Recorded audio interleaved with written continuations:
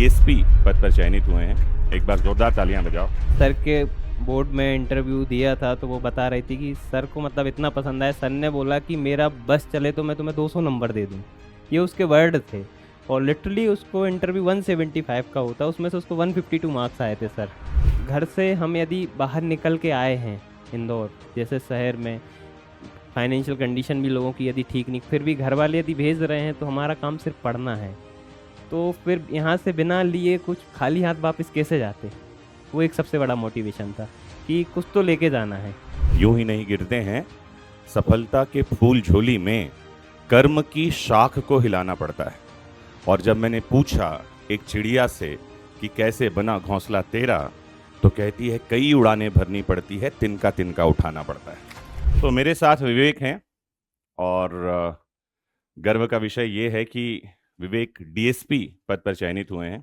एक बार जोरदार तालियां बजाओ।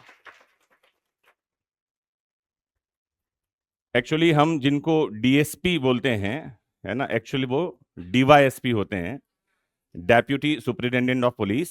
डीएसपी हमारे सीआरपीसी और बीएनएसएस में एसपी को कहते हैं। तो डीएसपी का फुल फॉर्म है डिस्ट्रिक्ट सुपरिटेंडेंट ऑफ पुलिस। ये बात और है कि आम बोलचाल में, चलन में डीएसपी शब्द प्रचलित है, लेकिन हाँ, मेरी जिम्मेदारी है आप तक सही जानकारी पहुंचे। तो विवेक सागर के पास के एक छोटे से गांव खुरई के रहने वाले हैं और ऐसी जगह से निकल करके, आपके परिवार में कोई एडमिनिस्ट्रेशन में है पहले से?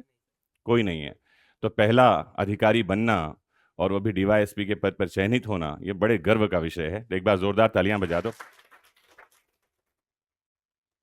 अभी हम नीचे बैठकर बात ही कर रहे थे तो मैं बोल रहा था कि जब आप प्रशासन में जाएं तो आप काम ऐसा करें कि जब कभी आपका ट्रांसफ़र हो तो आपका स्टाफ ही नहीं, वहाँ के जो लोग रहने वाले हैं उनको भी, उनके भी आंखों में आंसू होना चाहिए। पुलिस की जिम्मेदारी बहुत बड़ी है और डीवाईएसपी का पद एक ऐसा पद है जो कि एक पूरे के पूरे सब डिवीज़न को जो है क्या कर सकता है, अपराध मुक्त कर सकता है, इतना पावर है। और वो पावर कहाँ से आती है? काली किताब से, ठीक है, जिसका नाम है बीएनएसएस।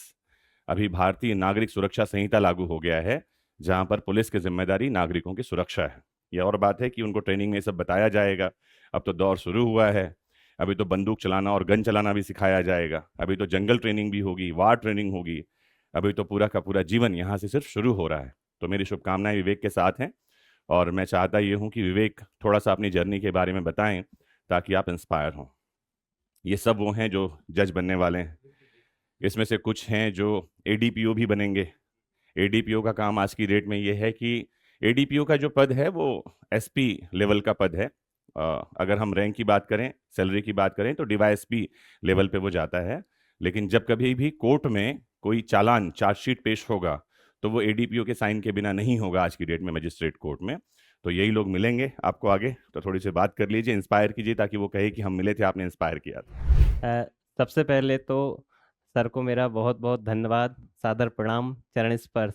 सर के सामने बोलने के लिए बहुत छोटा हूँ क्योंकि सर ने हमें पढ़ाया है 2017-18 की क्लासेस में। जो सिविल सर्विसेज में हमको 3 एक्ट हुआ करते थे प्रीलिम्स में, SC/ST act, human right act और सिविल राइट एक्ट। ये 3 एक्ट की क्लास जो है सर ही पढ़ाते थे और सर की क्लास के लिए हम लोग वेट करते थे। इवन मिश्रा सर से और जोशी सर से भी रिक्वेस्ट करते थे कि सर की क्लास करवाइए। और सर का मतलब ऐसा है कि सर का चार्म अलग है, सब फैन होते हैं सर के क्लास में। सबसे पहले तो हम लोग भी फैन थे, सर की आवाज़ सब कुछ। और सर क्लास में आते थे, बहुत सारी कहानियां सुनाते थे और बहुत अच्छा पढ़ाते थे। मुझे कुछ एक दो डिस्कशन आज भी याद हैं सर की क्लास के, जब क्लासेस लेते थे। बिल्कुल सर फेमिलियर होके बात करते हैं, जो है जिस आपको जिस लैंग्वेज में समझ में आए उस लैंग्वेज में भी बता देते हैं। वो थोड़े, वो इंसिडेंट में बताना नहीं चाहूँगा लेकिन अरे हाँ वही है सर। नहीं नहीं अश्लीलता से याद आया, SC/ST एक्ट था तो उस कहीं में हिंदी का ट्रांसलेशन टफ होता है, तो वहीं पे वहाँ कहीं पे बिस्टा शब्द होगा, तो एक लड़की पूछ सर क्या होता है, तो वो सर ही बता पाएंगे, मैं नहीं बोल पाऊंगा यहाँ से। तो सर की क्लास बहुत मजेदार होती थी। मतलब हम लोग साथ ही साथ जब मॉक इंटरव्यू देते थे, मैंने सर के पास भी दिए हैं, तो मॉक इंटरव्यू के लिए भी सर के लिए अलग से हम लोग बोलते थे कि सर के पास करवाइए, क्योंकि सर जो कॉन्फिडेंस बूस्ट अप करते हैं वो मतलब शायद कोई भी कर पाए। अ, हाँ, सच में मतलब जो भी लोग बोलते थे तो हम लोग तो यही बोलते थे कि आप मनमोहन सर की क्लास में जाके उनका मॉक इंटरव्यू देना। मेरी एक फ्रेंड थी, अभी वो वर्तमान में नायब तहसीलदार है, जनपद सीओ पे भी सिलेक्ट हुआ। सर के बोर्ड में इंटरव्यू दिया था तो वो बता रही थी कि सर को मतलब इतना पसंद आया, सर ने बोला कि मेरा बस चले तो मैं तुम्हें 200 नंबर दे दूं। ये उसके वर्ड थे। और लिटरली उसको इंटरव्यू 175 का होता, उसमें से उसको 152 मार्क्स आए थे सर। तो एक एक एक एक इंसान को जज कैसे किया जाता है वो सर, मतलब मुझे तब पत समझ में आया कि यदि सर ने ऐसा बोला है तो बिल्कुल जरूर। तो सबसे पहले तो सर के लिए एक बार और फिर से तालियां। और आप बहुत खुशकिस्मत हैं कि आपको सर से पढ़ने को मिल रहा है। अब मैं आपको यही कहूंगा कि आप भी जैसे तैयारी कर रहे हैं एग्जाम, दिन पे दिन कंपटीशन बढ़ रहा है, बहुत टफ होती जा रही है। इसमें अपन को एक ही चीज रखना है, एक कंसिस्टेंटी, एक पेशेंस। मैं मेरी जर्नी बताऊं तो मैंने 17-18 से तैयारी शुरू की, 18 का प्रीलिम्स नहीं निकला था मेरा। उसके बाद मैंने मेरी कमियों पर काम किया और एक 2019 की एग्ज़ाम दी। जो 2019 की एग्ज़ाम 6 साल चली, उसका रिजल्ट 26 दिसंबर 2023 को हमको पता चला कि हमारा इंटरव्यू में सिलेक्शन नहीं हुआ है। तो एक काफ़ी लंबा पीरियड था, उस पीरियड में अपने आप को संभाल के रखना, मोटिवेशन लेना, सर के पास भी आता था, मिश्रा सर के पास भी आता था, क्योंकि सर लोग परिवार जैसे रखते थे हम लोग बच्चों के लिए, गाइड करते थे। तो आपसे यही कहूँगा कि लगातार मेहनत करिए और पढ़िए। जितना मैं एक सामान्य स्टूडेंट हूँ, उसके बाद भी लेकिन लगातार मेहनत करने से, मैंने जब 1 से 1.5 साल एग्जाम नहीं हुई तो कंटिन्यू, आप लोग लिटरली यकीन नहीं करें, मोबाइल मेरा बंद रहता था। मोबाइल बंद करके मैं पढ़ाई करता था क्योंकि डिस्ट्रैक्ट होता था बहुत ज़्यादा। तो मोबाइल बंद करके 1 से 1.5 साल मैंने पढ़ाई की। इस बीच तो एक बार ये भी इंसिडेंट हुआ कि मेरे बड़े पिताजी की डेथ हो गई, जब दोपहर में मैंने 12 बजे मोबाइल ऑन किया तब मुझे पता चला।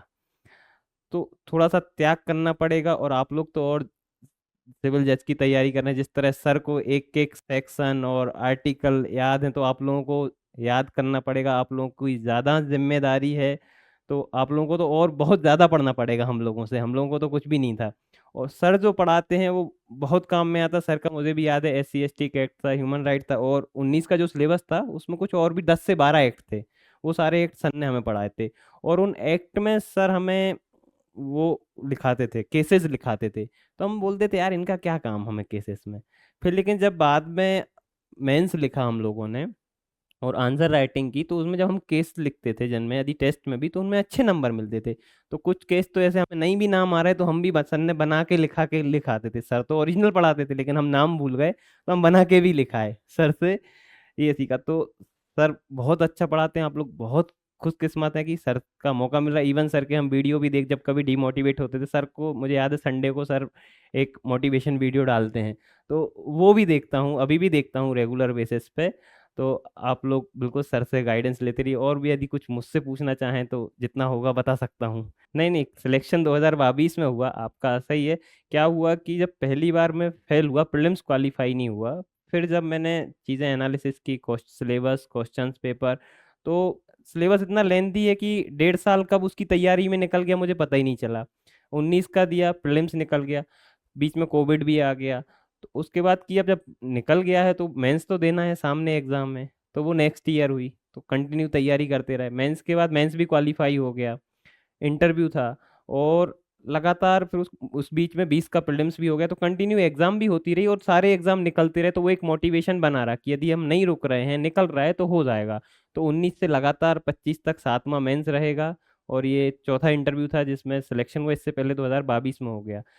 साथ ही साथ घर से हम यदि बाहर निकल के आए हैं, इंदौर जैसे शहर में, फाइनेंशियल कंडीशन भी लोगों की यदि ठीक नहीं, फिर भी घर वाले यदि भेज रहे हैं, तो हमारा काम सिर्फ पढ़ना है। तो फिर यहाँ से बिना लिए कुछ खाली हाथ वापस कैसे जाते। वो एक सबसे बड़ा मोटिवेशन था कि कुछ तो लेके जाना है। और कुछ, और बाकी मैं ज़्यादा बोल नहीं पाऊंगा क्योंकि सर हैं आपके लिए, सर सबसे अच्छे मोटिवेशन कर सकते हैं। मेंस सबसे पहले मानता हूँ कि जो प्री मेंस और इंटरव्यू होता है, तो मेंस तो मेन है। आपको राइटिंग राइटिंग प्रैक्टिस आपकी जितनी अच्छी होगी तो वो आराम से आपकी प्रैक्टिस में आ जाता है कि फिर मैनेज हो जाएगा, दिक्कत नहीं होगी।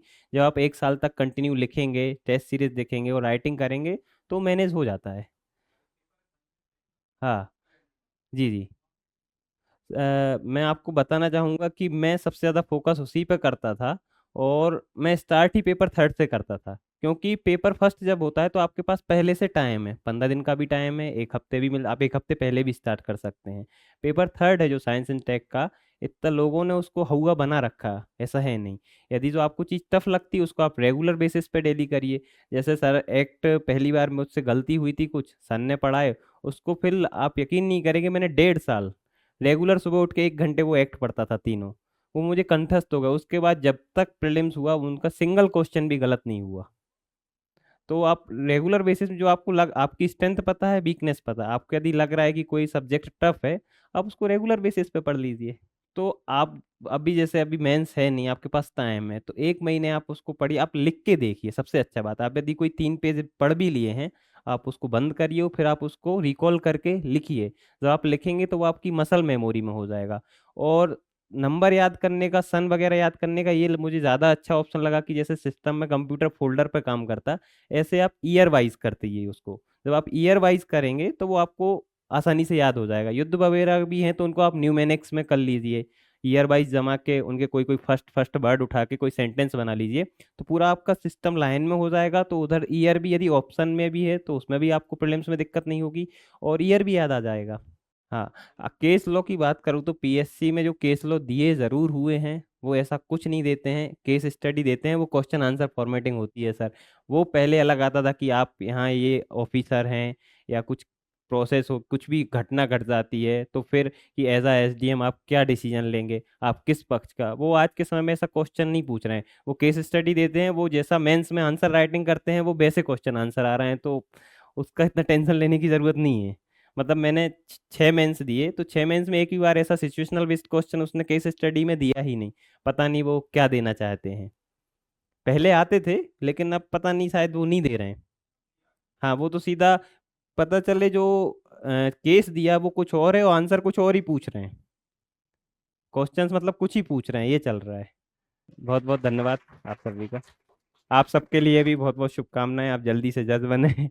लाइनें कुछ ऐसी हैं कि यूं ही नहीं गिरते हैं सफलता के फूल झोली में, यूं ही नहीं गिरते हैं सफलता के फूल झोली में, कर्म की शाख को हिलाना पड़ता है। और जब मैंने पूछा एक चिड़िया से कि कैसे बना घोंसला तेरा, तो कहती है कई उड़ानें भरनी पड़ती है, तिनका तिनका उठाना पड़ता है। तो जो भी सफलता की जर्नी है वो ऐसी ही है, उसमें कई उड़ानें भरनी पड़ेंगी। कुछ हमको उड़ान दिखाई पड़ती है, कुछ नहीं दिखाई पड़ती है। जैसे मान लो कोई दिख जाए कि पिछली बार ही एग्जाम की तैयारी की थी, अभी एग्जाम निकल गया, और आप क्या सोचते हो, वाह ये बढ़िया है ना, पता नहीं स्कूल समय से या कब से वो तैयारी कितनी कर रहा होगा, है ना। तो सतह के नीचे बहते हुए पानी भी कई बार दिखाई नहीं पड़ते।